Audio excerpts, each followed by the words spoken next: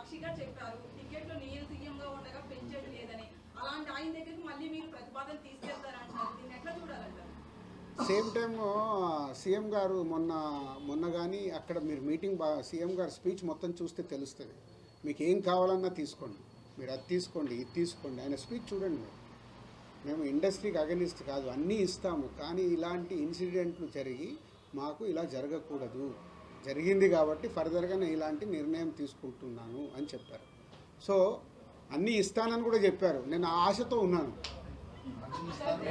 ఆయన స్పీచ్ మీరు ఒకసారి రివైండ్ చేసుకొని చూడండి అసెంబ్లీది. నేను 10 సార్లు చూశాను. అన్నీ ఇస్తాను అంటున్నారు, మీరు అన్నీ తీసుకోండి అంటున్నారు. ఇప్పుడు అడగలేదు అనుకో, ఆకలి అవుతుందని అమ్మ కూడా అన్నం పెట్టదుగా. ఐ వాంట్ ప్రొడ్యూసర్గా ఆ స్టేట్లో వచ్చింది, మీరు మాకు కోఆపరేట్ చేస్తే బాగుంటుందని అడుగుతాను. తర్వాత ఆయన నిర్ణయం